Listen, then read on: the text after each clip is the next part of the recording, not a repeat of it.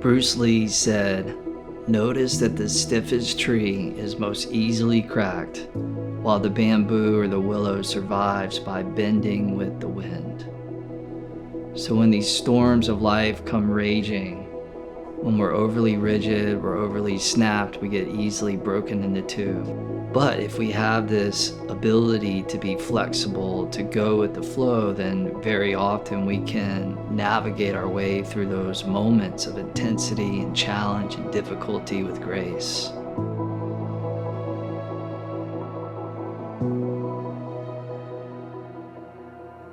Research shows that if you don't have a stretching practice starting at the age of 20, every 10 years you lose about 10% of your flexibility unless we have some sort of stretching practice. This, as you see, can add up over those decades and eventually cause things like inflammation, pain, injury, and in many cases even accelerate the whole entire aging process.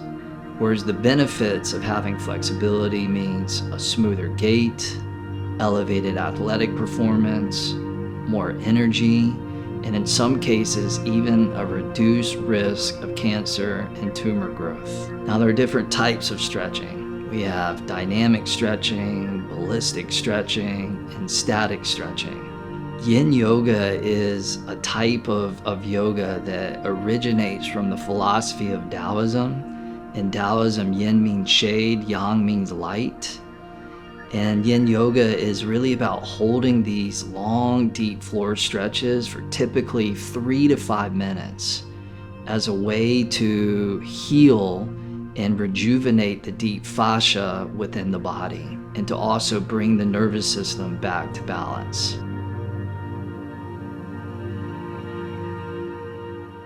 Now, I first discovered yin yoga because of an accident. One afternoon, I was walking through downtown Los Angeles when all of a sudden, out of the corner of my eye, I see this car racing at me very, very quickly. And in a split second, my brain computed that the only way that I would survive this accident was not to go forward or backward, side to side or down, but was to jump. And so I did. I jumped as high as I possibly could. This car came underneath me, and as I came down from the jump, I hit the windshield, ricocheted off the windshield, went flying through the air, and somehow miraculously landed on my feet in the middle of this big intersection in downtown Los Angeles. Some bystanders came over to check me out, to help me get to the curb. Somebody blocks away had heard the collision and called an ambulance. And within a few minutes, the paramedics arrived. They checked me out. And other than a few gashes and a limp in my right knee, I was actually doing all right. And I was feeling blessed that I was able to escape what could have been death or some sort of serious injury. So for the weeks that followed that, I noticed that as I was walking, every time I would put weight onto my right leg, my right knee would give out. So I could no longer do anything athletic, couldn't jump, couldn't run. So I started to go see all sorts of doctors, chiropractors and acupuncturists and massage therapists.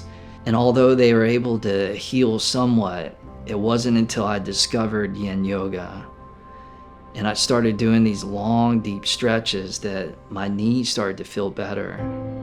And after a period of several weeks, I was able to fully recover and restore the health of my knee. And not only was it better, but it was even better than it was before the accident took place. So now I could jump, I could run, and since then I've been able to go on and do trail run races, 50K in distance, half marathons and whatnot. And I attribute that to yin yoga practice and the miracle of it.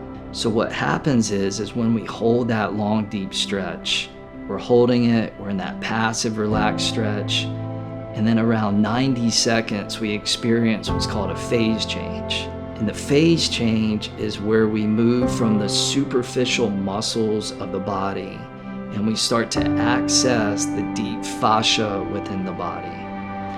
And as we're accessing that deep fascia, we begin to stimulate these fibroblasts. And these are proteins where they lay down collagen, which increases tissue strength. And they also produce elastin, which brings elasticity to the tissue. And this is the holy grail because your connective tissue connects everything in the body from the surface of your skin all the way down to the nucleus of every single cell in the body. So it's this scaffolding that really brings the whole entire body into a state of cohesion. And when we get into that deep fascia and we're able to make it stronger, more durable, more supple, more pliable, this is the holy grail to having our fascia and our connective tissues in a state of profound health. And all of this happens just through the simplicity of holding a long, deep stretch. As is the case in many things in life, the simple things are also the most powerful.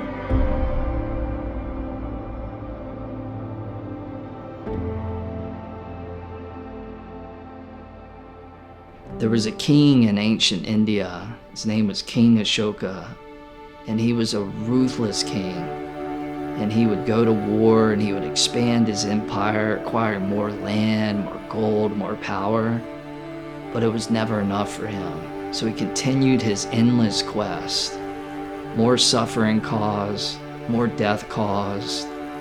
And one day, after a fierce battle where the enemy had been slain, but also many of his best soldiers had also faced death as well, he was looking out over the battlefield and he saw this monk in an orange saffron robe just walking across the field with an energy of simplicity, an energy of mindfulness.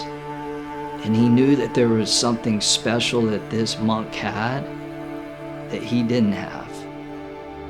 So he had the monk come to him and he asked the monk to teach him, to show him the way, to show him the path. And the monk did. He taught him all the teachings of mindfulness, taught him about compassion, about patience, about generosity. And King Ashoka transformed from being one of the most malevolent kings in history to becoming one of the most benevolent kings in history, eventually giving up much of his wealth and his land to the poor, and is now celebrated as a king of generosity, all because one afternoon he was struck by the simplicity of a monk. So this idea of simplicity, of slowing things down, of removing distraction, removing the noise, stepping away from all the stimulation, and just getting quiet and being alone is a very, very powerful thing.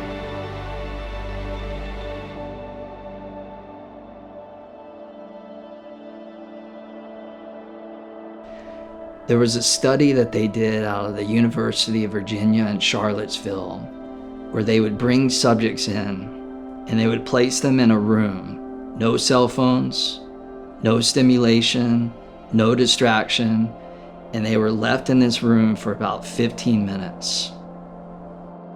In this room was a button that they could press, and if they pressed the button, it would initiate a mild electrical shock on them. Now, surprisingly, 25% of the women pressed the button.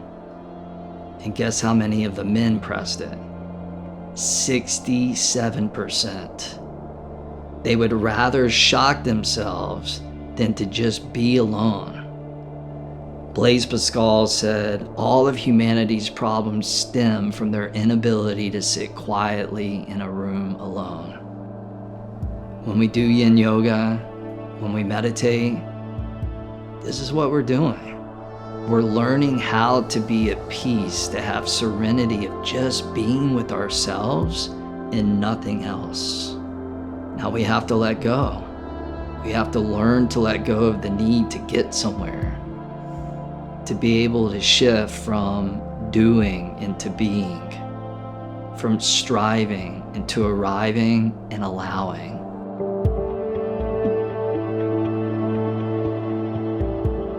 There was this woman who was in the corporate world, very, very successful, had a beautiful home, an amazing bank account, but she felt like something was missing. She knew that despite all of her material wealth and success and achievements, deep down inside, when she was honest with herself, she still wasn't happy. She still wasn't fulfilled. So she traveled to the east and she found a temple, a monastery to join. And she was there and she was learning how to meditate. She had her own hut and her own space. But as time went on, she started to complain about various things. The food wasn't good enough. Some of the other people in the monastery were too noisy, too loud. The bed wasn't comfortable enough. So she would go to the main teacher there and complain about all these things. And after several episodes of this, he finally looked at her and he said, okay, I know what will solve your problems. There's a path at the back of the property and you're gonna follow that path and you're gonna wind all the way up to the very, very top of that hill. It's about an hour-long walk, and up there you'll have your own hut, beautiful view, we'll send you good food, nobody else will bother you, and I think you'll be happy up there. So she was excited. She gathered her few belongings and she began to proceed up this path. And about halfway up the path, she started to get to the dense layer of clouds and fog, where she could only see about 10 feet in front of her. She proceeded through the dense clouds, and then all of a sudden she saw a figure coming down the path in her direction. And she recognized this figure from some of the stories that her teacher had told. And legend had it that when this particular figure showed up, you were about to become enlightened. You were about to become awakened, which was her whole entire goal and why she wanted to go to this monastery. So when she got close to the figure, she said, excuse me, I want to know how to become enlightened. I want to know how to become awakened. Can you please teach me? And then without saying a word, this figure who was holding a big bundle of sticks on his back and shoulder just dropped the bundle down onto the ground. The sticks just fell. And she knew in that moment what the teaching was. The teaching was, it's all about letting go. Letting go of attachments, even attachments to our own age, gender, and all these labels that society has been putting on us so that we can move from that small self into the big self. And then she asked the figure, she said, okay, I understand, it's about letting go. And then what comes next? And the figure slowly knelt down, gathered all the sticks, threw it on his back, and without saying and uttering a word, continued down the path. And then she received the second part of the teaching was, after the ecstasy, we still have to do the laundry. The same way that you have to remember your Buddha nature and your Christ consciousness, you also have to remember your tax ID and your address. And this is the paradox of being a human being, that both are true. So there's an old Taoist saying that says, a person of the world adds something on every day, but a person of the Tao takes something away every day. Our society and our culture just programs us to keep adding on and adding on and adding on. And then you have people like Marie Kondo that come along with their TV shows, and it's all about minimalism, it's all about letting go. And when people let go and they simplify, they have the release, they have the emotional release, and they feel so much better because they feel like a weight has been lifted off of them. And in Yin Yoga, we get that opportunity to release the tension, to release the stress, to let go of that which no longer serves, because what doesn't serve you doesn't deserve you. This is the final quote from Lao Tzu from the Tao Te Ching, who says, "A man is born gentle and weak. At his death, he is hard and stiff. All things, including the grass and trees, are soft and pliable in life, dry and brittle in death. Stiffness is thus a companion of death. Flexibility, a companion of life. An army that cannot yield will be defeated. A tree that cannot bend will crack in the wind. The hard and stiff will be broken. The soft and supple will prevail.